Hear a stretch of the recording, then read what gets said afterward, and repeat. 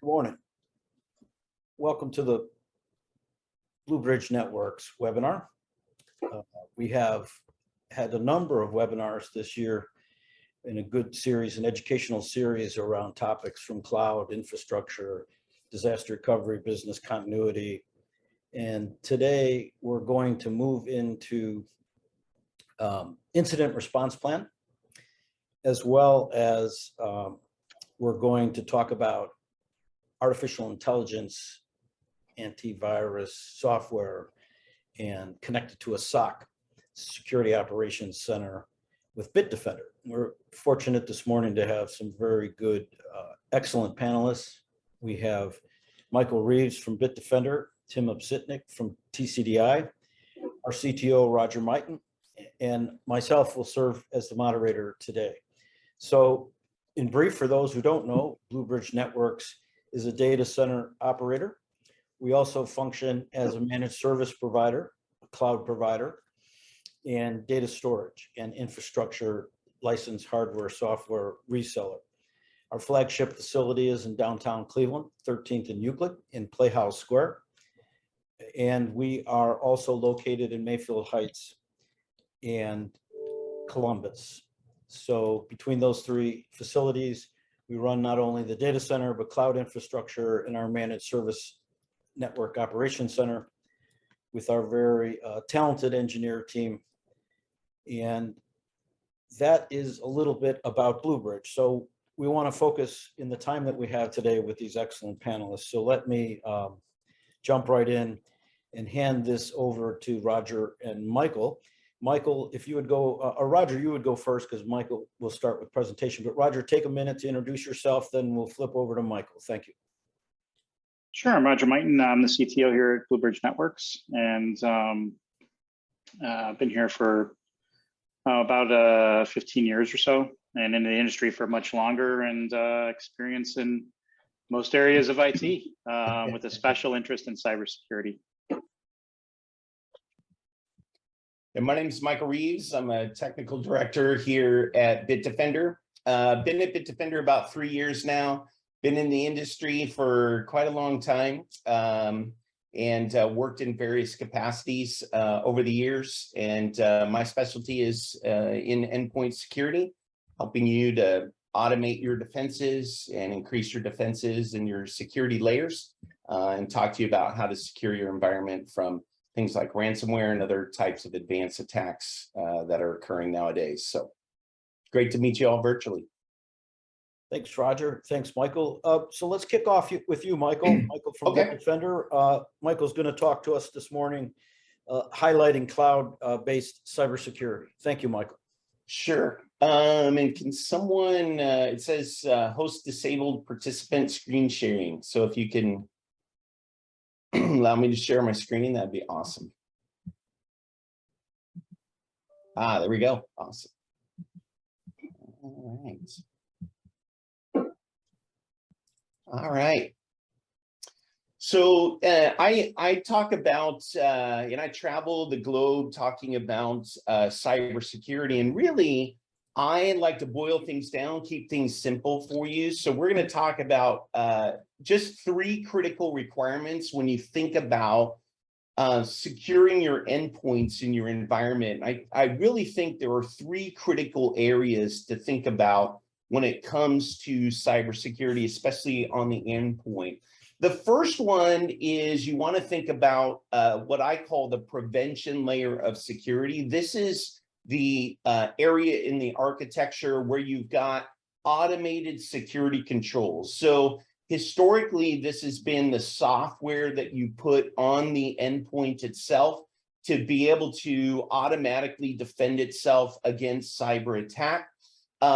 This area has expanded, or the needs in this area for security controls have expanded over the years, because as malicious actors get more and more automated and more advanced, this area has to change with the times. And what I would ask you to think about in this particular area is the critical component here is what I call efficacy. In other words, you need to be able to, in this area of the architecture, block as many threats automatically from as many threat vectors in your environment.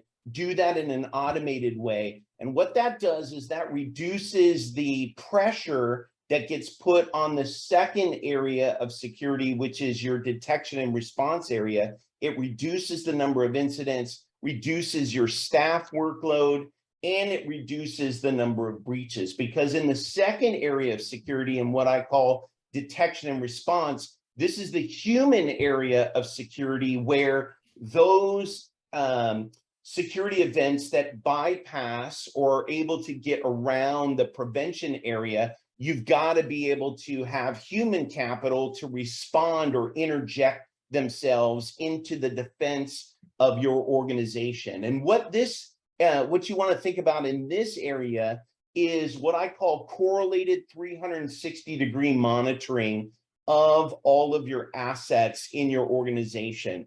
And you want to be able to respond very quickly to any sort of attack, because once you reach this part of your architecture, you are in response mode or reactive mode. Not a lot of proactivity can be done in this area. There are ways to do that, but normally that's for very, very large corporations or government agencies that have the additional human capital that they can invest in this area to actually become more proactive. So really, really critical to make sure that you have visibility in this area, and two, the ability to quickly respond. The third area of security that most people do not talk about, but I do, because it's extremely critical, and this is in the area of security hardening, the ability to identify very quickly your vulnerable areas of your architecture, to be able to mitigate those risks, reduce the attack surface in your environment, to make areas 1 and 2 way more efficient, is really bringing down your attack surface. It's kind of like, I liken it to this: if you take your family to the mall, let's say, or to a shop, this is the area where you park your car and nobody leaves their doors wide open and just inviting attackers to come in. Everybody closes their doors, they lock their doors for the most part. They may have an alarm system. All of those are hardening type activities for your vehicle while you're in the car. I would ask you to think about doing that in your business. Really lower the attack surface, make it more difficult for malicious actors. So let's dive into each one of these areas, and then we'll kind of close up, and I'll turn it back to the moderator. But in the area of endpoint prevention, when it comes to Bitdefender, Bitdefender is a focused cybersecurity vendor in this space. We have over half of our employees are actual engineers. So we are an engineering company. We introduced machine learning back before next-gen was even coined a term. Back in 2008, Bitdefender was already implementing machine learning in our tool set. And now what we have is the ability for you as a business, or if you're a managed service provider or whatever, you've got the ability to actually tune at a granular level our machine learning engine. So you can, by threat vector, tune up the aggressiveness or tune down the aggressiveness of the Bitdefender machine learning engine. Very, very advanced capabilities. And what this does is this allows you to raise your protection in areas that you are concerned about, and then also lower your false positives, because in the area of machine learning, everybody knows that if you tune up the aggressiveness, you get more and more false positives, which puts pressure on your people resources to be able to respond to each one of those attacks, whether that attack might be benign and you have to exclude activities. Again, that takes time and resources and energy from a business. So what this allows you to do is tune up the aggressiveness in the areas that you're concerned about. And primarily, most businesses are concerned about ransomware nowadays. So you can tune up just that threat vector and leave the other ones at a normal setting. which again lowers your false positives. And it gives us full visibility into suspicious activity. So this is kind of our correlation engine within Gravity Zone. So you set the detective aggressiveness level, and then you determine the actions that you are going to take, whether you want to report only, or do you want Bitdefender to actually come and defend in that particular area. So that's just one capability. Bitdefender has about 35 different security control areas that you control the behavior in that automated defense layer. And this is just one of those 35 security controls. Another security control that I'll highlight with Bitdefender is we have built-in sandboxing. So this is the area where you can, again, by policy, so this is an automated security control, detonate advanced custom malware in our in the Bitdefender cloud environment away from your organization.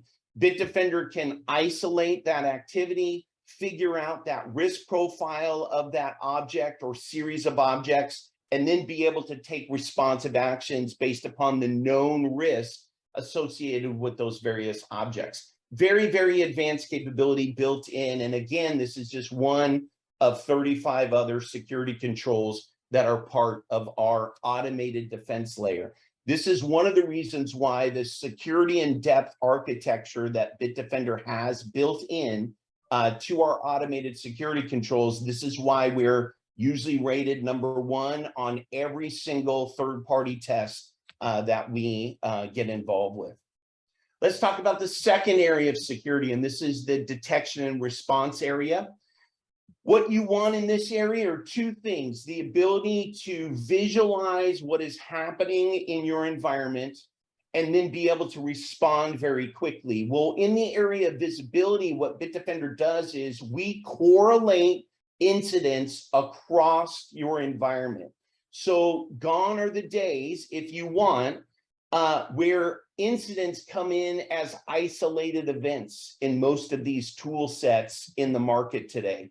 Bitdefender does not take that approach. We take the approach of correlated visibility, where we actually show you the relationship. So if an incident happens over 25 systems in your environment, we will show you a composite picture of exactly what is happening and the correlation between all 25 of those endpoints. And so what this does is allows your technicians or the human side of security to very quickly determine whether something is malicious or something is benign. And if you drill into each one of these objects, and each one of these are independent incidents within our console, if you drill into any one of those, we'll show you exactly what occurred on that particular object. You'll see a workflow, and then based upon whether something is malicious, Bitdefender will tell you that we've already taken action. We'll recommend additional actions if there are any. And also, if that is benign, which is most of the time, you have the ability to whitelist that particular object or series of objects by just clicking that button you see on the screen, add file or add URL or add IP address as an exception, and you will whitelist that activity and never see it again in the Bitdefender console. So very, very simple actions with full contextual information. You can see it in the broader picture, in the correlated view. You can drill in and take specific actions, whether that's kill a process, isolate a host, open up a console on an isolated host. All of those types of activities are taken with just a click of a button, including those of you that maybe have been looking at cyber insurance and you need forensic attestation. You literally click a button in Bitdefender's EDR console, and we will go out and grab forensic content for you to deliver over to your insurance companies. So very, very unique capabilities that are simplified for you with just the click of the button. We give you root cause analysis out of the box. We map all of these incidents based upon MITRE, the MITRE framework, if you're familiar with that. And so very, very easy to attest to exactly what happened from a timeline perspective in your environment. And again, we do this for both malicious, benign type of incidents. We allow you to very, very simply whitelist activities. So again, bringing down the amount of work and reducing the workload on your human capital. Again, I talked about the fact that when Bitdefender goes into evaluations, we usually come out on top. And in the area of EDR, I want to talk about one thing. One is most vendors in this space talk about the number of detections that they have, and they tout, hey, we have the highest detection level. I'm gonna kind of take a different approach or ask you to think about looking at these evaluations in a little different way. I'm not really concerned, to be honest with you, about the number of detections that you have in this area. What is really important in this area for human resources is that object that was detected malicious or benign? That's what I want to know as a security professional. And what MITRE calls this is what's called analytic insights. So when you read MITRE's attack framework, you want to look for your vendor and you want to look at analytic insights. And one of the things that Bitdefender shines really well in this area is the fact that for 96%, and we're way above anyone else in this space, by about 30%, we will tell you exactly what that object is. That is what MITRE calls analytic insights. And I found a picture that demonstrates the difference between a detection and an analytic insight. And I'm going to show you this now.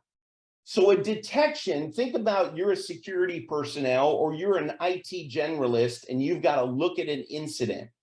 What a detection is in the EDR space is the picture on the left. It's basically a gray dot in a field. You don't know if that dot is malicious or benign, but you know something is out there. An analytic insight, however, is the picture on the right. You know exactly what that object is, what the state of that object is, and you can determine very quickly, oh, that's a tiger in the tree, doesn't look very hungry, probably napping, so it's benign, I can move on. I can whitelist it and move on. That's the capability that you get in the EDR console with Bitdefender. We give you 96% of all of our detections on the left, look to you in our console as the picture on the right. Really, really valuable to make your human resources in this area extremely efficient when it comes to responding to incidents. They know exactly what the object is and whether or not they need to respond, or if Bitdefender's already responded, what further actions are needed. Now, that's if you're doing it yourself, okay? So you have human resources that are monitoring the detection and response area of security. Most companies do not have those types of technical resources in order to defend their environment. Well, what happens if you don't have the human resources? Well, you need to look to outsource that piece of your security architecture.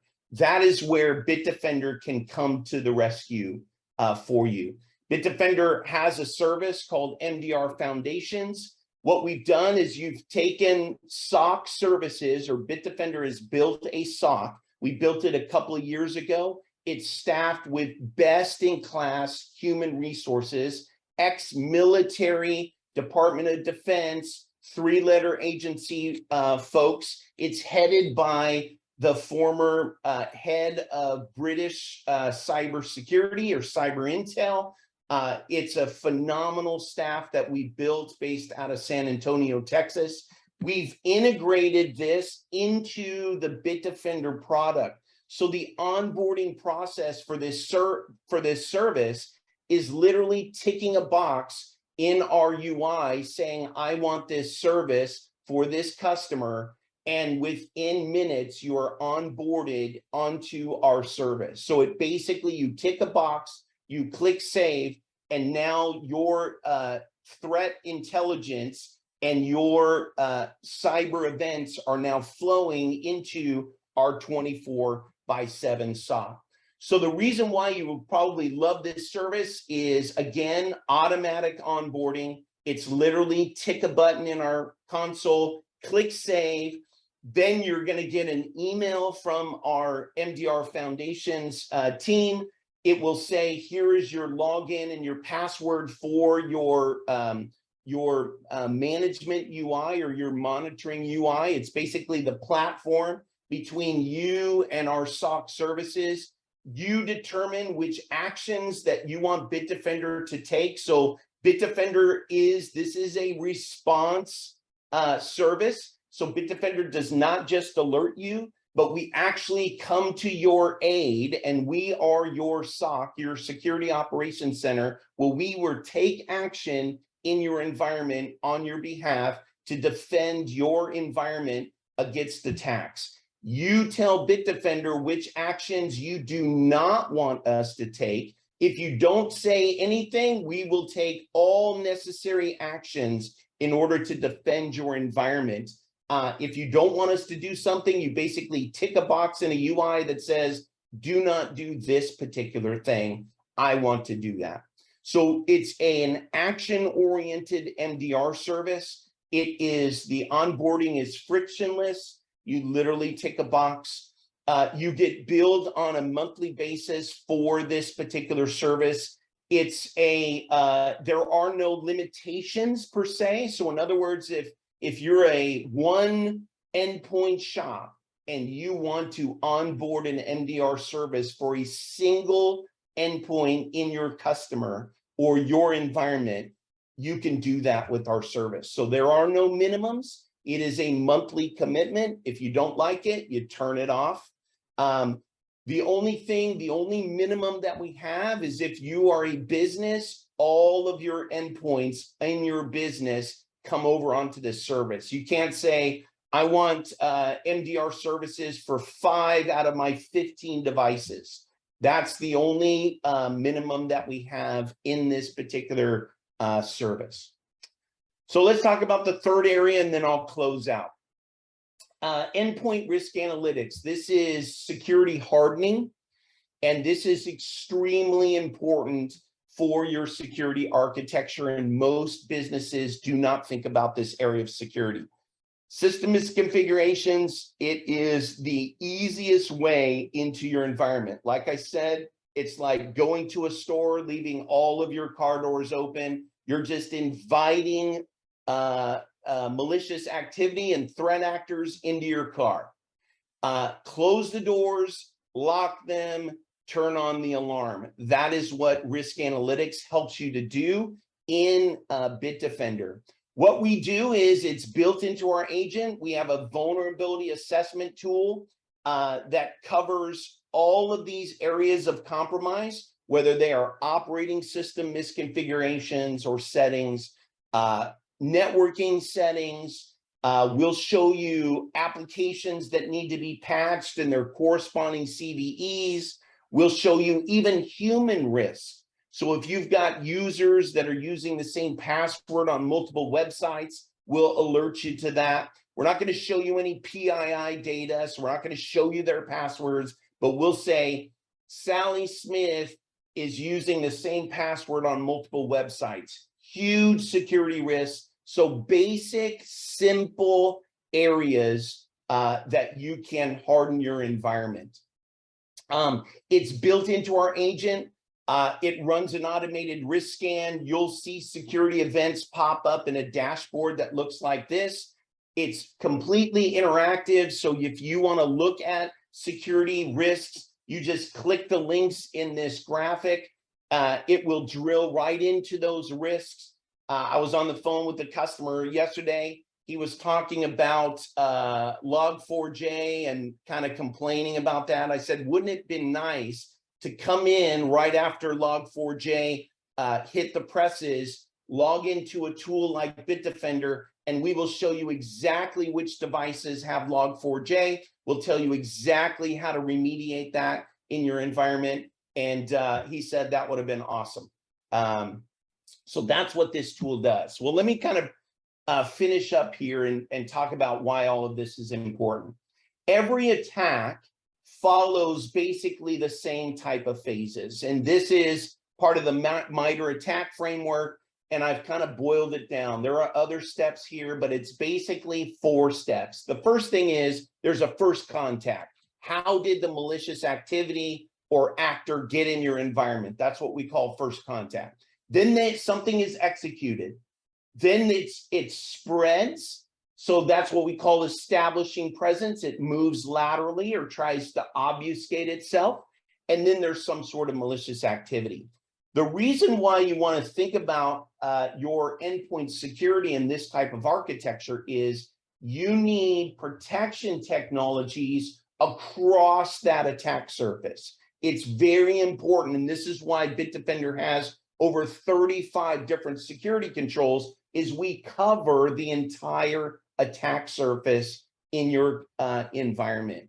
We not only do that, but we allow you to harden your environment to make it more difficult to make first contact in your environment. This is all built into our tool. And we give you the ability to respond in the same tool against malicious activity, lateral movement across the attack surface. Bitdefender gives you the visibility and the ability to respond. That is kind of Bitdefender in a nutshell. We have basically all of our security built into a single UI for management.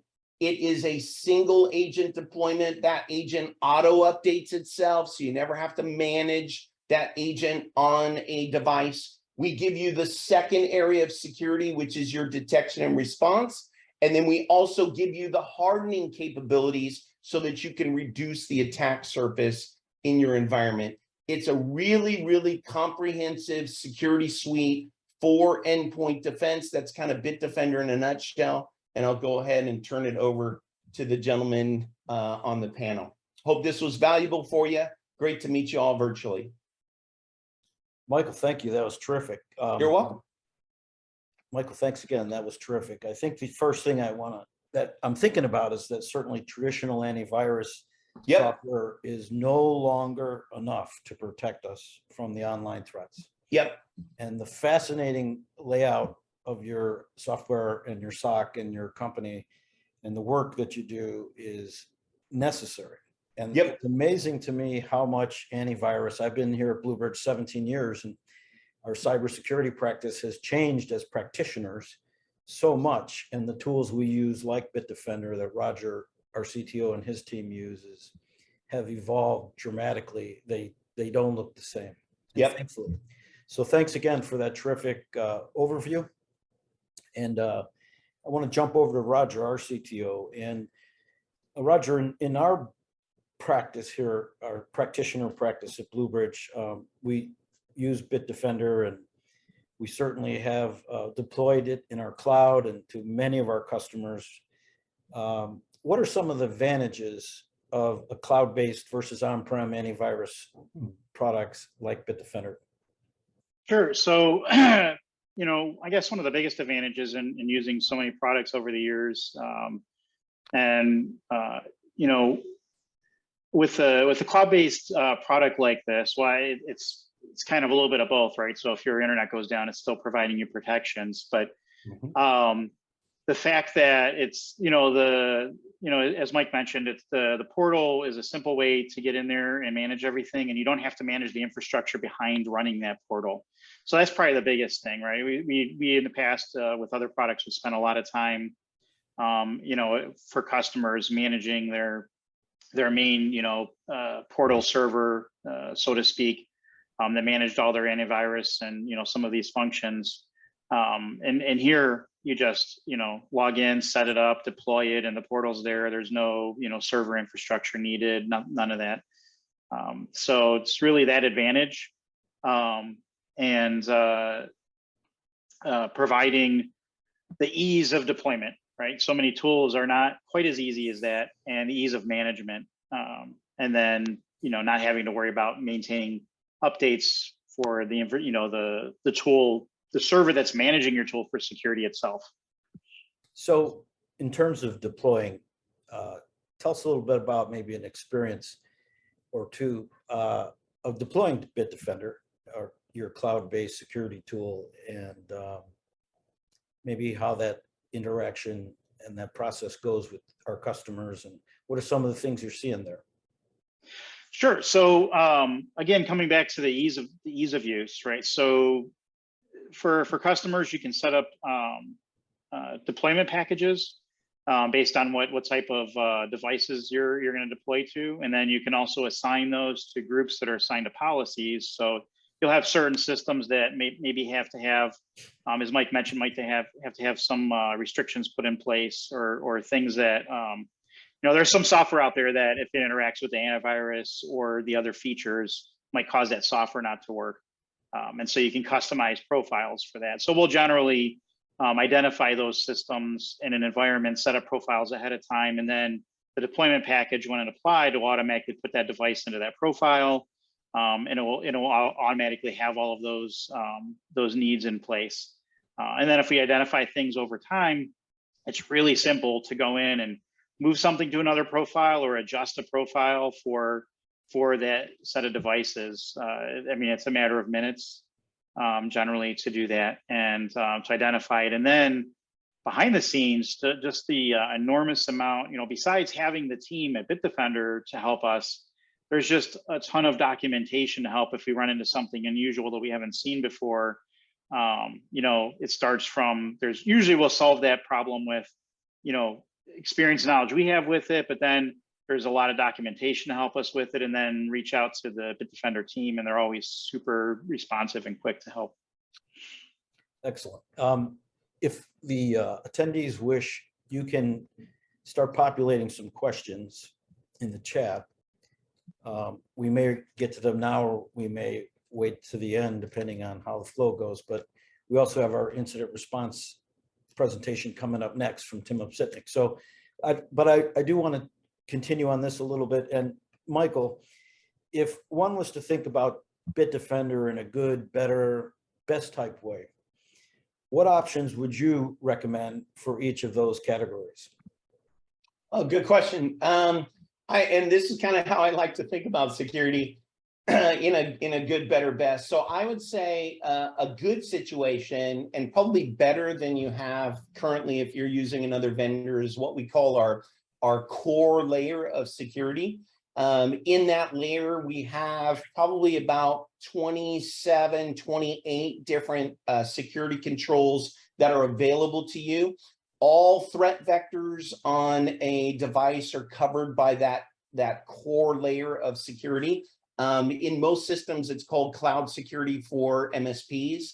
But in that layer, you have web security. So you could do things like URL content filtering. You can look at HTTPS, HTTP, even RDP type traffic. So we cover the network layer. We have HIDS and HIPS technology built into that layer. So we're monitoring network traffic flowing to and from away from that particular device. So we protect against things like brute force password stealers, lateral movement, that type of stuff. So we cover the network layer. We cover the object layer. So we cover scripts and processes, memory, applications, all of those types of anti-malware type activities. So it's a really comprehensive, and we even have device control built into it. You get the risk analytics, so you actually get the security hardening piece in our core layer. We look at that as basic endpoint defense. So I would say that's the good layer. So just our core product. The better would be to look at what we call advanced threat security.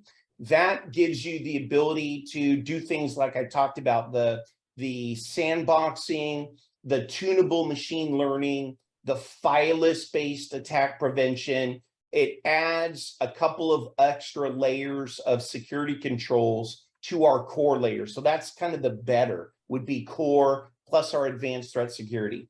Then if you've got human resources involved, you want our EDR option, which will give you that third area of security, which is the detection and response layer. That gives you your visibility. That gives you the ability to respond, whether you want to kill a process, isolate a host, you want to make your human resources more efficient in responding to security threats.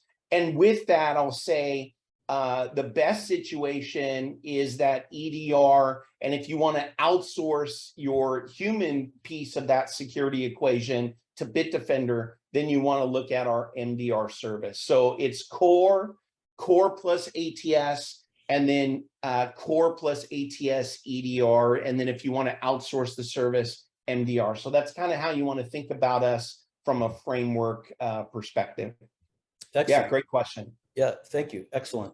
My next question to you, Michael, is this. In light of that description, I'm curious, are there areas of security in the threat landscape that Bitdefender doesn't address? Oh, that's a great question. Yeah, I would say we're Bitdefender. We are, I would say, object-based in your environment. So anything that touches an endpoint, whether that endpoint is a Windows, Mac, or Linux, or whether it's a server workstation, we are a software security for that. Where we don't touch is in the area of network security. So we're not a network kind of security. We've got a host-based firewall, but we're not a network-based firewall. So anything that really touches network-based objects, we don't touch. We do have email security as well. I didn't touch on that because this was about endpoint defense, but if you want to add into that same management UI, you want to cover the email security threat vector. So G Suite, Office 365, on-premise Exchange. We do have an email solution as well that we really didn't cover, but we cover email threat vector. So there's areas that we don't cover, mostly on the network side, but everything else we seem to have security controls for. Great question. Excellent. Thanks, Mike. Roger, jumping back to you. What's the difficulty level in managing the antivirus tool on a daily basis and adding exceptions or modifying, customizing the policies for application restrictions? How difficult is this tool to navigate? The tool is not difficult to navigate. Actually, it's like I mentioned before, the simplicity of it, once you've identified it. So the biggest part of that really is usually working with the software or the device or what have you to identify, if there isn't already a knowledge base article that Bitdefender has on that particular product and what exclusions, or if that product doesn't have it itself. But then going in and implementing them, and if it's a case where you need to move it to its own policy and adjust it, it's a simple process. If you need to update the policy, add exclusions, you can do that. Even if you're troubleshooting, something I found, useful, and our team finds useful in some cases, is there is a power user feature where you can go in and on one particular device, you can turn things on or off or make adjustments. If it's something maybe new that there isn't a knowledge base, or you're determining, is Bitdefender even a cause of any of it? It lets you, without even going to the console, if you're on the individual device, you can go in there and make those adjustments. And when you find something that works and you're sure everything's good, now you can translate that up to a policy, apply that to the other devices that it's applicable to. So, it's in all areas, the tool, a lot of times the tools that we've used in the past, that I've used in the past are, they're their own monster to kind of manage.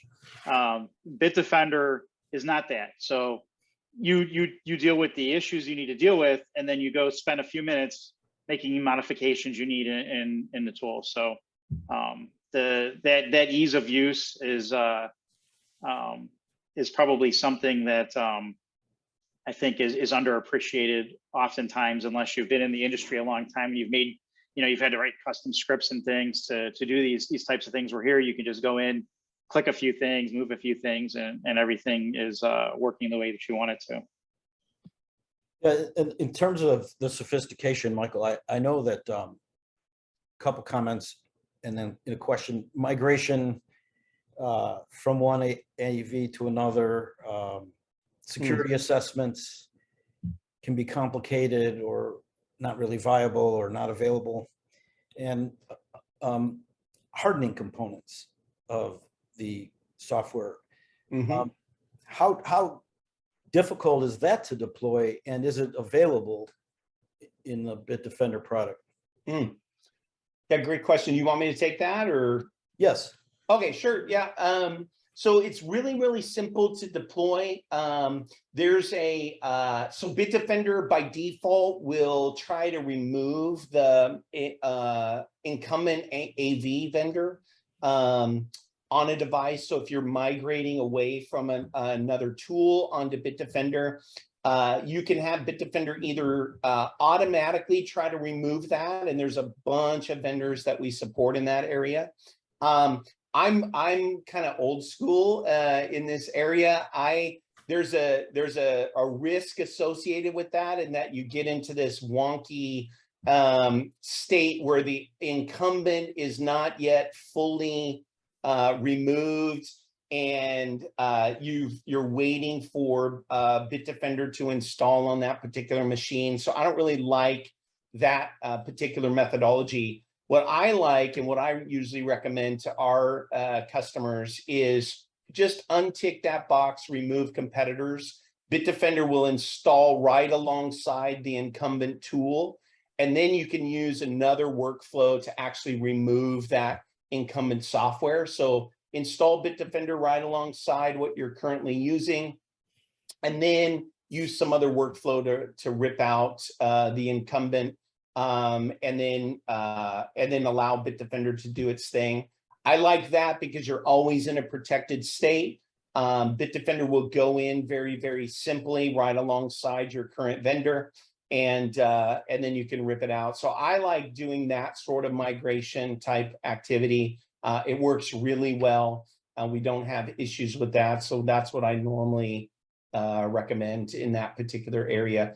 All of the tool set for Bitdefender is controlled by policy. So you literally set a policy. So if you say, hey, I want security hardening, it's literally tick a box that says risk management and click save. And that basically turns on our security assessment. So all capabilities within Gravity Zone are a turn on, turn off kind of point and click operations in the UI. You can also do that, by the way, without ever logging into Bitdefender. So you could do that via an API call as well. So if you've got a platform that you want to integrate Bitdefender into, very, very simple to do.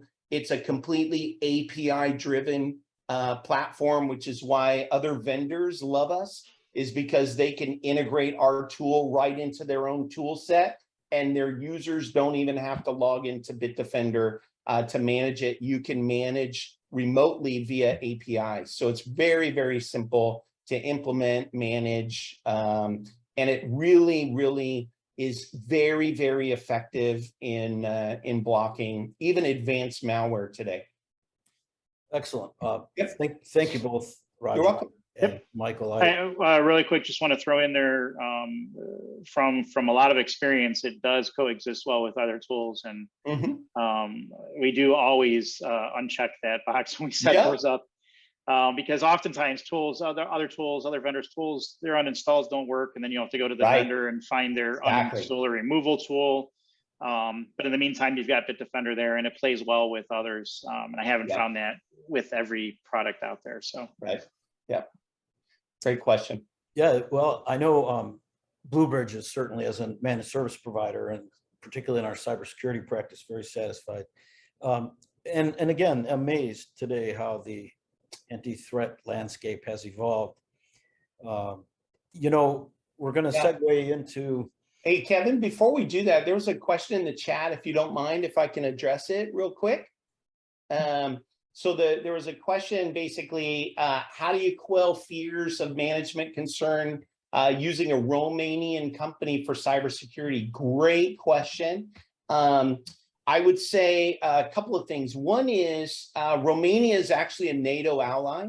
So they are very, very friendly to NATO, including the United States, which I'm assuming everybody here is a part of. I don't know if this is global in nature. But I would say Romania is a NATO country.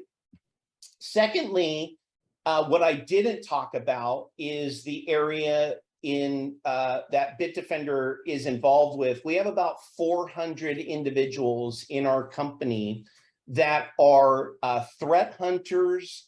They work with the US government, the global law enforcement agencies, three-letter agencies for the US government. They are cybersecurity professionals that are threat hunters. They work with local law enforcement. We're in the news a lot by helping catch criminals globally, including the ones that were involved in different RMM attacks last year, where Bitdefender behind the scenes provides human resources. So we dedicated individuals to help defend those environments against attack, and also provide the US government and Europol and other agencies detailed information about the attackers that are wreaking havoc globally.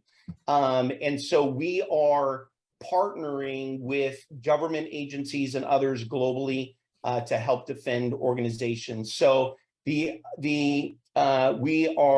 kind of how I respond, and those are truths about Bitdefender and being a Romanian company. They're really smart individuals that are very, very friendly to the United States. So Excellent. great question. Thanks Yeah. thanks for asking that question. Yeah, that's good. Thank you for your transparent answer. Yep. That's Yep. good. That's indeed a way to quell it, a NATO ally. Yep. It's a strong statement. Okay, look, we've heard a lot of great things from Roger and Michael this morning about a multi-layer approach, cybersecurity defense, particularly software security operations center. And despite all that, we all know that nothing's 100% safe. And so we want to close out this webinar today around incident response plans. So what happens when the worst case scenario occurs? And are we prepared, and what do we do to get prepared? And we're fortunate to have this morning Tim Opsitnick, who is from TCDI and formerly Jurnoff.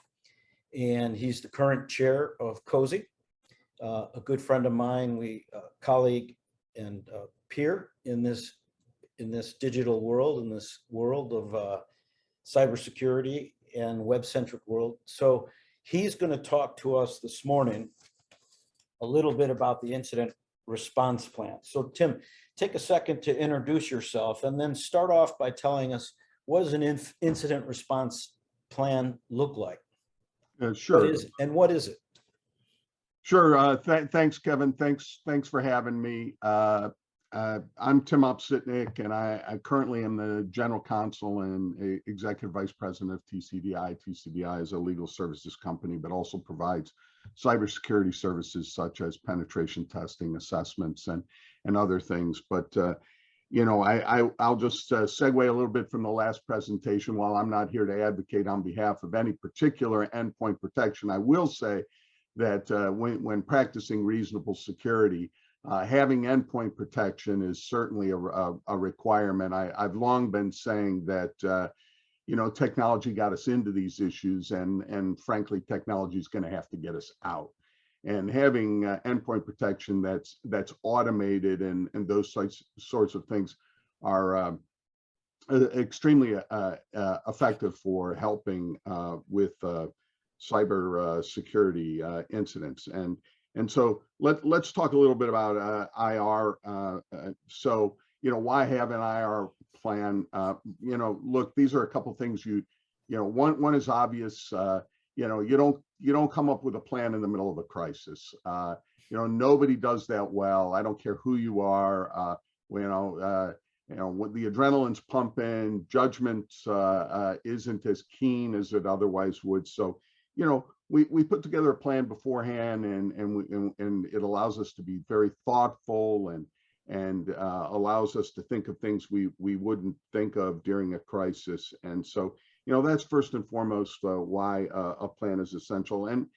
But secondly, and this is one that you won't often hear, is that you know, when you have an incident, and you will have an incident, we are often judged more about how we act after the incident than what caused the incident. So when you read the headlines out there in the newspapers about companies that have incidents, they're often judged about how did they react? What did they do with their customers? When did they tell their customers?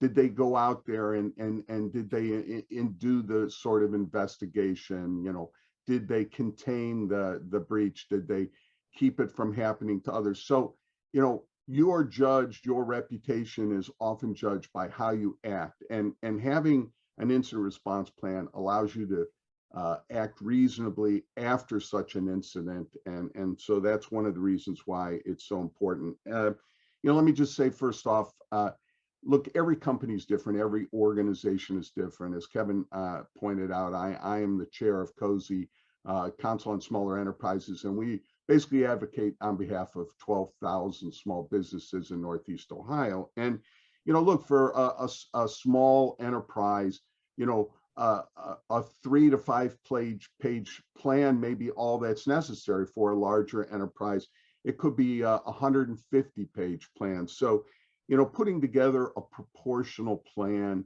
is what's appropriate for an organization. And, you know, how you define proportionality in terms of the extent of a incident response plan is often dependent on the size of your organization, your IT footprint, the industry you're in, and frankly, the types of data that you currently have, and the laws and regulations that apply to it. But it's important to note that every organization is different. And, you know, let's not forget a physical loss. There are physical incidents that relate to data and not just electronic. So, you know, that's sort of why I think you should have a plan. And, you know, maybe just very quickly, you know, what are some sorts of things you typically see in these plans?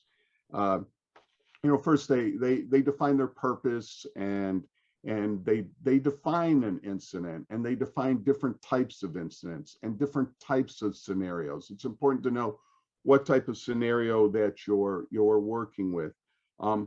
What they define what you do prior to reporting, and they have a process for reporting, and they define categories of incidents and roles and responsibilities as it relates to you know, this process and an incident.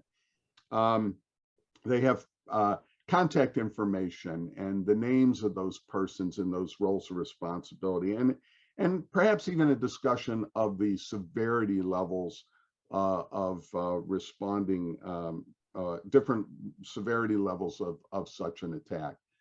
So, you know, that's what I think when I think of an incident response plan. But as I said, every organization is different, and they may look different for different companies. You talked about proportion, and that makes great sense.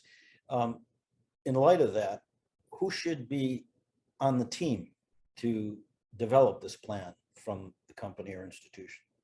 Yeah, absolutely great question. And again, you know, the proportionality is a critical factor when it comes to that. But look, I think when we think about an incident response plan, we're generally thinking about technology. So, you know, your IT resources, and for some organizations that may be internal resources. For others, it may be your managed services provider representatives. But IT resources, it may well be your cloud services provider, such as BlueBridge, representatives from BlueBridge, could be Roger, could be somebody else where, you know, your data mapping shows that's where your data is siloed or kept. You know, it could be a third party cybersecurity team to help with forensics, to help with containment and investigation. You You could have if you're a larger company, you could have compliance representatives or members from a privacy team, or security and risk management professionals, or human resources professionals. You know, my background is as a lawyer, so I'd be remiss if I didn't say, you know, legal is an important part of this, whether it's an internal legal or whether there's external providers, can be essential. Senior management. And you know, it's possible, given your where you are in your industry and the types of data you have, that even a member of law enforcement may be a part of the panel. So that's, you know, that's sort of I think I may have missed a crisis management team, public relations team, which also may well be part of this if you're a larger organization. But that's who I generally think of. I think most of us focus on the IT representatives and someone to help investigate it, and someone to call the shots. But, you know, there can be broader members of the team, Kevin. Excellent. A very interesting nugget for the attendees today is the discussion around law enforcement, and that they too should be included. It's great to build those relationships when we're not in crisis, so that when we are in crisis, we can reach out to them and, you know, get help and direction. So I really appreciate that. You talked about the attorney in the role. Can you talk a little bit about their role inside or outside the council, and privilege as it relates to the IR plan and process? Yeah, I will. And, you know, so one thing I would say is that, you know, the concept of privilege is evolving in this area. And, you know, privilege in and of itself is a complex area. You know, that is, you know, the use of a lawyer to maintain protection and from discovery of, you know, advice and things of that nature that are typically done. And so this is an evolving area of privilege, as you can imagine, as cybersecurity continues to evolve. But, you know, it is important to, you know, to have somebody from your outside, outside your company and legal resource to advise. You know, I often say, don't call something a breach until in fact is a breach. Well, you know, what the heck is a breach? And frankly, what is a breach is often falls under the definition of a legal definition. Different states have different definitions of breach and when you have to provide notice, different regulations, different laws. So it is decidedly a legal function and involves you know, the necessity of legal advice and things of this nature. So having in-house and outside lawyers is essential to this process. Yeah, that's good insight. I think while we're on professional services that are part of an incident recovery plan, when should someone reach out to their insurance carrier? Well, again, the insurance is evolving in this area, and it's getting more and more complex. And so what I would say is, first and foremost, you ought to know what type of insurance you have and what applies to cyber. Does it apply to cybersecurity incidents? Is it just you know, the theft related, or is it more expansive? And you need to know what it says and what it tells you to do. And frankly, failing to follow what it tells you to do has consequences, especially today, because, you know, the costs that of data security incidents has far exceeds what insurance carriers have frankly budgeted in more recent years, and as a consequence, they're looking to contain those costs. And so, you know, calling on them early is very important, especially if you're using outside resources. Often those outside resources need to be approved by the insurance carriers. They have to sometimes be members of panels where they're following the cost structure of the insurance carriers. So, you know, it's important to, you know, develop a relationship with your insurance carrier and understand what your obligations are. But certainly earlier rather than later is essential, especially as you're engaging like law firms and third parties to help contain or preserve and investigate. Excellent. One more question to wrap up this section. What triggers the plan and what does that look like? And moreover, how important it is to practice the plan so when the plan is triggered, we're ready. Yeah, so let's talk about the practice, because too often people, they put these plans and they take them and they put them in a filing cabinet and they don't bring them out. And, we talk about practice. You often hear it referred to as tabletops or simulations, but it's important to go through and practice the plan. And so everybody knows their roles and responsibilities, but also it gives you an opportunity to see what's missing so that you can update your plan. And so, I think the best practice is you at least do it annually.